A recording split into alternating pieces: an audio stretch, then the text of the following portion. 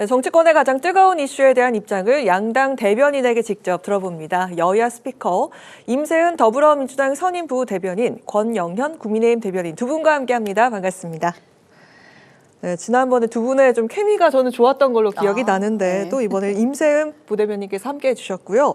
우리 권 대변인께서는 네. 좀 다치신 것 같은데요. 발을 네. 다치셨다고요. 네, 살짝 지금 이제 반 기부스를 했는데요. 네. 어쩐 일로? 네. 전동혁 대표님 그 교섭단체 연설 네. 리허설 때 가서 뜨겁게 응원을 하다가 네. 그 흥분에 못 이겨서 이게 발목을 네. 또 이렇게 당을 위해서 힘쓰시다가 또 이런 다치셨는데 빨리 이제 쾌차하시길 기원하겠습니다. 감사합니다. 오늘 네. 하지만 힘을 내서 또 오늘 임해주셔야겠죠. 화이팅 해주세요. 네, 감사합니다. 자, 그럼 바로 들어가 보도록 하겠습니다. 오늘 정청래 민주당 대표가 3선 이상의 중진 의원들을 만나서 조국 혁신당과의 합당 문제를 논의를 했습니다. 어제는 그 초선 의원들을 만났고요. 또 그 이어서 연쇄 설득에 나선 상황인데요. 이렇게 경청 행보가 무색하게도 당 내에서의 갈등은 지금 가라앉지 않고 있는 모습입니다.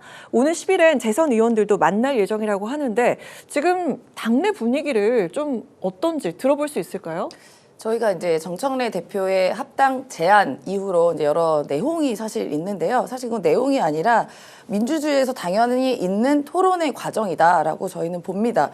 물론 합당에 대한 찬반이 분명히 있는 거는 맞지만 그 방식이랑 시기에 대한 논란이 있는 것이거든요. 사실 아쉽지만 정청래 당 대표께서 그 제안을 하시기 전에 지금처럼 초선 의원, 재선 의원 아니면 또 다른 중진 의원들을 만나서 이러한 그 의지와 명분을 충분히 설명했다면 지금과 같은 일은 일어나지 않았을 거다라는 아쉬움을 토로하신 분들도 있습니다. 하지만 지금은 늦지 않았고요. 네. 지금 충분히 당 대표가 설명을 잘 하고 있습니다. 그래서 많은 토론과 설득 과정 속에서 아마 지지를 이끌어내는 과정이라고 보고요. 네. 결국은 중요한 것은 저희는 당원 투표입니다. 네, 저희 당원 당규에 명확하게 합당이라는 중요한 결정에 있어서는 당원들의 총의가 있는 것이 가장 중요하거든요. 네. 지금 일단은 말씀하신 것처럼 지금 설득하고 또 만나서 이야기를 하고 논의하는 그런 과정이라고 보고요. 저희 민주당은 항상 이렇게 논의해오고 시끌벅적한 것 같았지만 결국은 우리가 하나로 뭉쳤기 때문에 네. 지금도 크게 다르지 않을 거다라고 생각합니다. 이게 내용이 아니라 협의하는 과정에서 네. 이런 것들이 움직임이 있었을 뿐이다라고 말씀해 주셨고요. 국민의힘에서 바라보는 그 입장 어떻습니까? 일단은 그 정청래 대표의 이 이제 초선, 재선 이런 만남이 실제로는 뭐 이제 겉으로는 의견을 경청하겠다 이렇게 볼 수도 있겠지만 실제로는 합당이라는 결론을 지금 내려놓고 이렇게 이제 실제로는 합당하겠다 약간 이 뒤에서 그렇게 생각을 해놓고 이러한 이제 행보를 보이시는 건데요. 게다가 일각에서는 조국 전 이제 법무부 장관 지금 대표죠. 조국 혁신당 대표가 이 대권 주자에 대한 어떤 포석을 놓고 지금 이러한 권력에 대한 거래가 이루어지는 게 아닌가 이렇게 보기 때문에 결국 이번에 이 합당 논의가 국민을 위한 어떤 연합의 어떤 행보가 아니라 여당의 패권을 지키기 위한 그런 힘 겨루기가 아닌가 이렇게 보여지고 있습니다. 네. 네, 알겠습니다. 자, 이런 상황에서 민주당 사무처에서 작성한 것으로 알려진 합당 문건을 두고 최고위에서 설전이 벌어졌습니다. 비당권파의 최고위원들은 정청래 대표의 사과와 문건 작성 경위에 대한 해명을 요구를 했고요. 정 대표는 공식적으로 보고되지 않은 자료가 유출됐다면서 경위 조사를 지시를 했습니다. 자, 이 사안은 어떻게 풀어가야 할지 이번에도 임세은 대변인께 먼저 들어보도록 하겠습니다. 그 아마 실무단 쪽에서 실무 측에서 여러 가지로 이제 시나리오를 생각해 보고 그냥 실무적 단위에서 작성을 한 것으로 보입니다. 저희도 이 문건이 왜 작성됐고 또 심지어 언론에 왜 유출까지 됐는지의 경위를 아직까지는 파악은 하진 못하고 있고요. 분명한 것은 지금 지도부 최고위원들을 포함해서 당대표조차 이 문건의 존재 자체를 몰랐다고 합니다. 정청래 대표 자체도 오늘 문건을 보도를 보고 알았다라고 할 만큼 아마 실무 단위에서 조금 조용하게 앞으로 있을 시나리오들을 좀 정리하는 단위로 보이고요. 아마 지금 사무처에서 일어난 일이다라고 파악하고 있기 때문에 조승래 사무처장이 이 관련해서 경위를 지금 좀 지시를 했습니다. 경위가 어떻게 됐는지 그리고 또 혹은 유출자가 어디 있는지를 지시한 상황이라 그 상황을 좀 저희가 두고 봐야 될 것 같고요. 말씀하신 것처럼 이게 뭐 미락이니 뭐니 이런 부분은 좀 많이 나간 거고 그런 일은 사실 발생하지가 않죠. 왜냐하면 당대표도 모르는 미락이 어디 있겠습니까? 그런 부분이 아니라 실무 단위에서 여러 가지를 검토하는 단위에서 발생한 문제 같습니다. 네, 짧게 또 의견 들어볼까요? 그런데 합당 그 문건의 논란의 이 본질을 저희가 보는 시각은 유출에 있다기보다는 어떤 그 미락이 아니라고 했지만 네. 그 내용과 의도의 그 본질이 있다고 봅니다. 왜냐하면 이 민주당 사무처에서 합당 문건이 작성됐다는 그 자체가 지도부가 이미 합당을 전제로 움직였다는 그런 정황이라고 볼 수가 있거든요. 그런데 정청래 대표는 거기에 대한 어떤 명확한 지금 설명이 없어 보이고요. 네. 사과 대신에 그냥 공식 보도되지 않은 자료의 유출을 그냥 문제를 삼고 있는 그런 모습으로 보여집니다.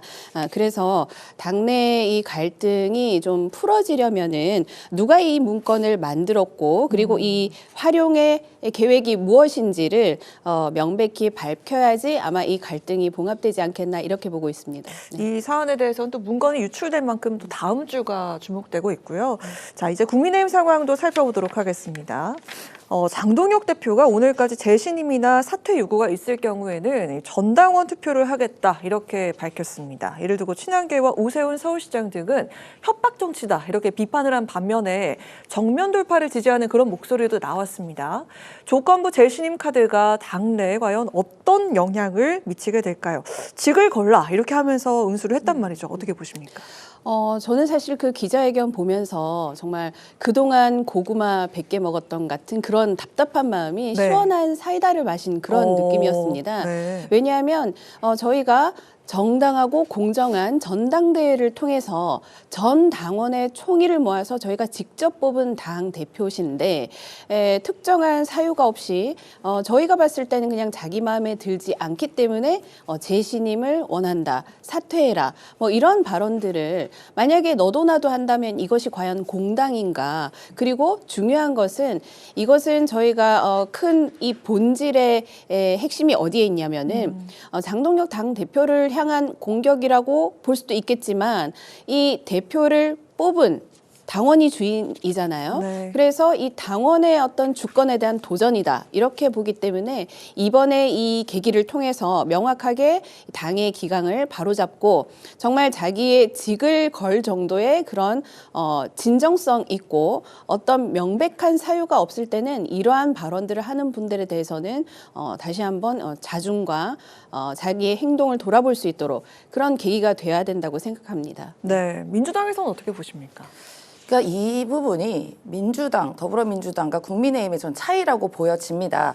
당대표, 지도부, 물론 우리 당원들께서 선출하신 거 맞죠. 민주적 절차에 선출하고 그 권위와 그 무게에 대해서 저희가 존중을 합니다만 그분이 그렇다고 완전 무결한 건 아닐 수도 있어요. 저희 당도 마찬가지고요. 지금 네. 저희 당도 보시면 정청래 당대표가 이 합당 제안을 던지는 문제로 저희도 뭐 이렇게 비판하고 비난하고 네, 이러고 네. 있는 상황 아닙니까? 이제 그거를 어떻게 해결하는 것도 그 정치인의 자질과 리더십이라고 저희는 보여집니다. 저희는 논란이 있으니까 바로 정청래 대표는 의원들 한 분 한 분씩 만나가지고 그걸 해결하고 토론하고 이런 과정을 지금 지니고 있는 거잖아요. 하고 있는 과정인데요. 지금 국민의힘의 장동혁 대표 같은 경우는 굉장히 어떻게 보면은 거칠게 모든 일을 해결하고 있다라는 생각이 듭니다. 지금 한동훈 대표 같은 경우에도 뭐 당 게시판 문제라든가 여러 가지 논란이 있었던 것을 정치력으로 푸는 게 아니라 제명 이런 식으로 풀었고요. 김종엽 전 최고위원 같은 경우에도 어디 보도에 의하면 무슨 말을 좀 비판적인 이야기를 했다라는 이유로 또 좀 제명 지금 거의 된 거 아니겠습니까? 그런데 이번에도 마찬가지입니다. 이제 선거를 앞두고 당대표가 너무 민심과 다른 방향으로 가면 그것에 대해 비판하고 지적할 수 있어야 되거든요. 그게 건강한 공당이라고 저는 생각되는데 그런 사람마저 가면 야, 너 당신 직 걸고 얘기해라. 나도 직 걸게. 너 먹을 거야. 이렇게 얘기하는 것은 그건 거의 영화의 타짜에서 나오는 대사 아닙니까?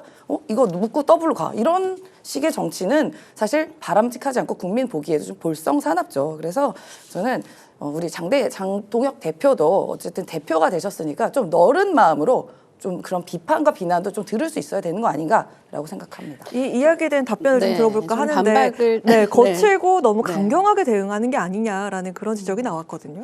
좀 반박을 드리자면 예전에 노무현 대통령께서 대통령 못 해먹겠다 이런 발언까지 했습니다. 그만큼 뭐 그 어떤 직에 있어서 고통의 무게가 있으셨던 것 같은데요. 지금 이 직을 걸어라 이 말까지 나온 배경을 잘 보셔야 될 것 같습니다. 뭐냐 하면은 뭐 한 전 대표 얘기도 하셨는데 어떤 사안이 있어서 바로 이렇게 한 것이 아니라 충분히 재심 기간도 드렸고 여러 가지 소통할 수 있는 시간들이 무수히 많았습니다. 그런데도 불구하고 당의 어떤 당원 당규를 지키지 않고 우리가 사회에서도 지금 검찰이 있고 사법기관이 있지 않습니까? 그것이 우리 공당의 당무감사위와 윤리위입니다. 똑같은 이 기관으로 볼 수 있는데요. 그러니까 거기에서 내려진 결정을 따르지 않고 이것이 뭐 따를 수 없다. 오히려 그것을 향해서 문제 있다라고 한다면 누가 그 법을 따를까요? 그렇게 되면 그야말로 무질서하게 되는 것입니다. 그렇기 때문에 그러한 어떤 충분히 재심 기간도 줬고 그런데도 불구하고 이 당을 흔들기를 계속한다면 이것이야말로 선거에 있어서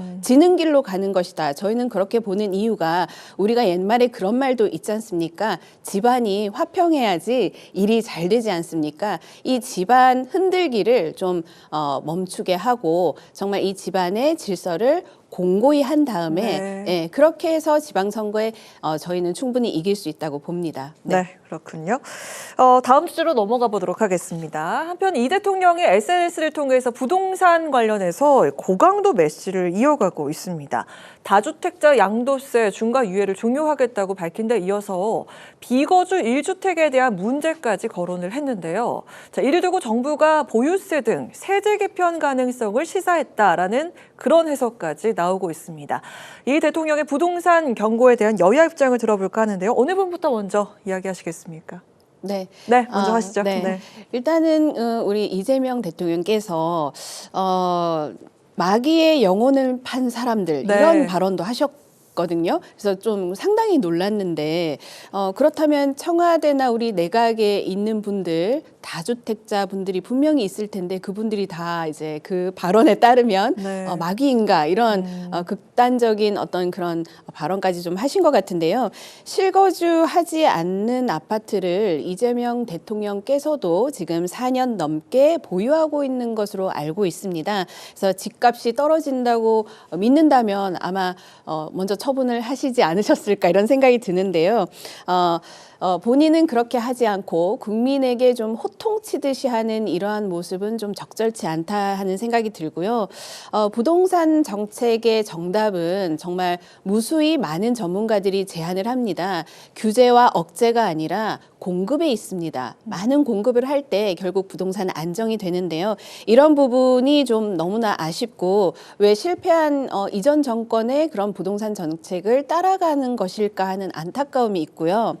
어쨌건 간에 국민은 마귀가 아닙니다. 그래서 국민을 탓하기보다는 정책을 한 번 더 돌아보시면 어떨까 이런 말씀 드리고 싶습니다. 네, 자 일단 이것에 대한 반박을 좀 들어볼까 하는데 대통령을 비롯한 참모들은 왜 이렇게 주택을 갖고 있는 것인가라는 그런 비판도 있었고요. 먼저 차근차근 답변 들어보도록 하겠습니다. 네, 일단은 이재명 대통령의 그 성남 분당에 있는 아파트는요 30년이 넘은 구축 아파트로 보유한 지가 30년이 넘었습니다. 그곳에서 이제 신혼생활도 보내고 자녀도 키우고 했던 보금자리입니다. 그것을 대통령 되셨다고 그걸 팔으라고 하는 것도 좀 너무 무리한 요구다라고 저희는 보고요. 당연히 고위공직자들이 투기 목적으로 주택을 여러 채 보유한 것에 대해서는 엄중한 경고를 일단 하신 거고 그거에 대한 공적 마인드로 우리 국민의 공무원으로서 그럼 책임감을 다해라라는 그런 말씀을 드린 것이고 실제로 강유정 대변인 같은 경우에도 뭐 부모님께서 물려받으신 좀 지방에 있는 그 아파트도 처분을 했습니다. 지금 집을 내놓은 상태고 모범을 보여주기 위해서 지금 최선을 다하고 있다라고 말씀을 드리고요. 사실 부동산 문제는 뭐 하루 이틀의 문제가 아니죠. 사실 오랜 고질병입니다. 대한민국의 오랜 고질병이고 어쩔 수 없이 우리나라 땅덩이가 적고 특히나 수도권에 인구가 밀집되어 있다 보니까 발생한 문제죠. 뭐 크게는 부동산 문제지만 더 좁게 얘기하면 수도권의 고가 아파트, 더 좁게 얘기하면 서울의 이제 아파트 이런 문제로 저희가 귀결을 할 수 있는데요. 정부는 우리가 집값 또 안정이 되고 실거주하고 계신 실제 실거주하신 분들이 보호를 받을 수 있기 위한 여러 가지 정책도 다양하게 노력을 하고 있고 특히 청년과 그 집을 처음 구매하는 그런 생애 첫 주택 구입자를 위한 여러 가지 다양한 방법도 모색하고 있습니다.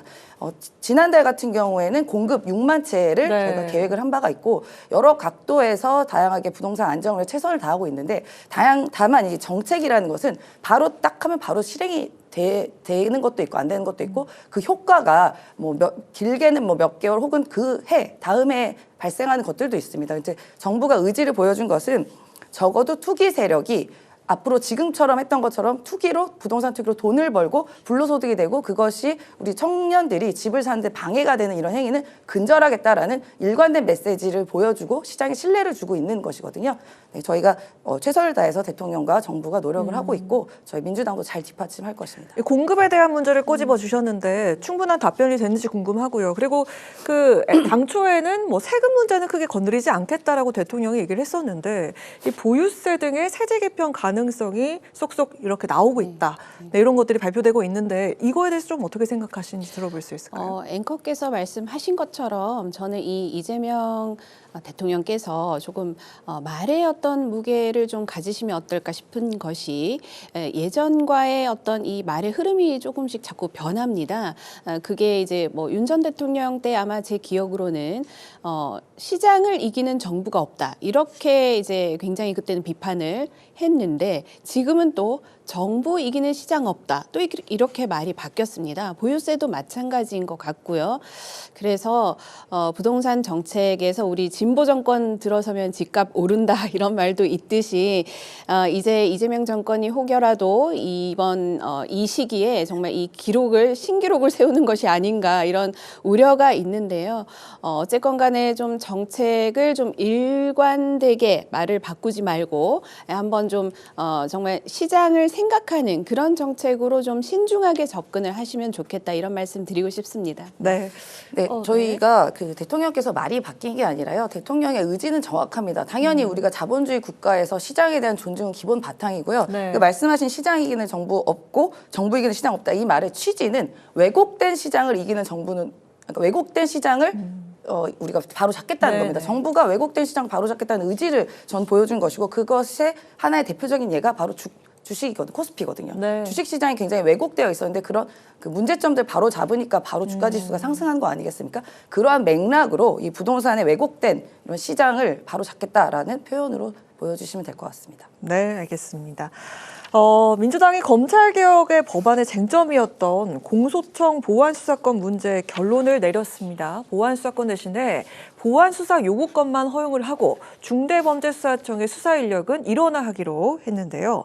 민주당은 다음 달 초까지 본회의 처리를 목표로 하고 있습니다. 이 사안에 대한 양측의 입장을 들어보도록 하겠습니다. 이번에는 임세윤 대변인부터 들어볼까요?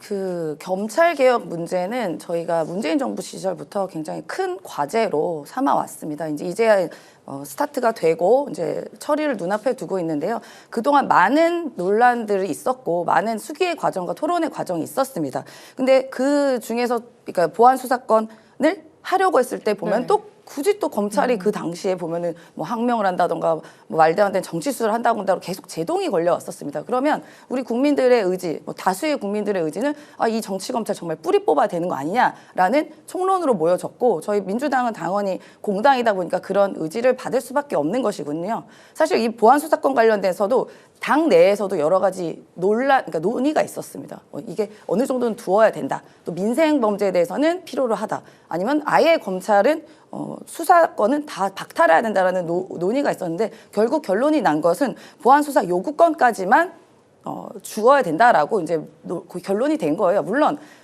저희가 모든 줄기를 디테일하게 다 만들기는 어렵습니다만 큰 줄기와 큰 가닥은 만들어 두고 먼저 급하게 해결해 놓고 만약에 그 이후에서 디테일한 게 필요하면 그게 추가로 보완되는 그런 형태로 가고자 하는 것이거든요. 그래서 약속드린 것처럼 저희는 다음 달 초에 본회의 처리를 해서 이제 검찰 개혁의 시작을 아마 할 거다 이렇게 말씀드리겠습니다. 다음 달 초까지 본회의 처리를 목표로 하고 있다라는 말까지 들어봤는데요. 어떻게 생각하십니까? 이러한 중대한 사안을 충분한 어떤 논의나 이런 사안들의 어떤 시간을 좀 투자하는 것 없이 늘 민주당은 이렇게 입법 폭주를 하고 있다 이런 말씀을 드리고 싶습니다. 이 검찰개혁이라는 이름 아래 이렇게 지금 보안 수사권에 대한 이 구조 개편을 해버리면은 범죄 대응의 어떤 능력이 굉장히 떨어집니다. 그리고 이렇게 보안 수사권을 없애고 요구권만 남기게 되면은 수사의 완결성과 책임성을 매우 약화시키고요. 그리고 수사 공백이 생기게 됩니다. 그래서 이런 충분한 사회적 어떤 논의나 소통 없이 이렇게 다음 달 바로 본회의 처리하겠다. 이런 모습 정말 좀 국민들께서 우려하지 않겠나 이런 생각이 들고요. 그래서 이번에 이 개혁은 진정한 개혁이라기보다는 권력의 어떤 친화적인 수사 구조의 재편이다. 저희는 그렇게 보고 있고요.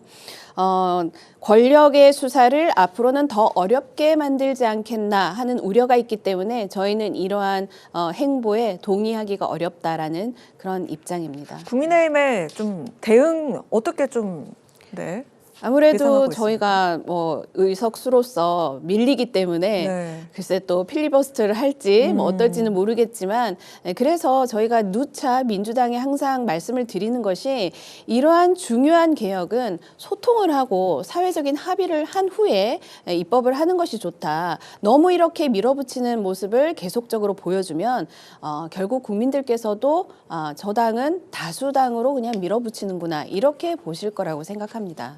그냥 일방적으로 또 밀어붙이게 하는 게 아니냐라는 그런 이야기가 나왔거든요. 저희가 이 수사권 그다음에 뭐 이 공소청 문제가 오늘 당장 바짝한 게 아니라요. 몇 년 동안의 토의 과정이 있었습니다. 이게 어제 오늘 일이 아니잖아요. 사실 검찰개혁 문제는 제가 말씀드린 것처럼 문재인 정부 시절부터 저희가 목표했던 지점이 있었습니다. 그런 부분에 대해서 충분히 그동안 너무 시간을 많이 끈 거예요. 사실 지금은요. 그리고 이 검찰개혁의 필요성을 알게 된 계기는 우리 국민이 그런 부분에 대해서 필요로 하고 인정하게 된 계기는 윤석열 정부 시절에 이 정치검찰들의 행위들 때문에 오히려 촉발된 것이 있거든요. 그래서 저희는 다양한 의견을 청취했고 지금도 역시 이 당 내에서도 청취를 하고 있는 과정입니다. 다만 저희가 아주 디테일하게는 가기는 어렵죠. 왜냐하면 무슨 어떤 정책을 하다 보면은 그 안에 숨은 것까지 다 확인할 수는 없거든요. 실제로 실행해 봐야 아는 것들이 분명히 생깁니다. 그런 부분은 저희가 충분히 또 보완을 할 것이고요. 다만 지금은 큰 틀 안에서 국민적인 요구를 답해 드리는 것이 또 공당의 의무이다라고 생각합니다. 네, 알겠습니다. 오늘 여야 스피커는 여기까지 들어보도록 하겠습니다. 지금까지 임세은 더불어민주당 선임 부대변인, 권영영 국민의힘 대변인 두 분과 함께했습니다. 고맙습니다.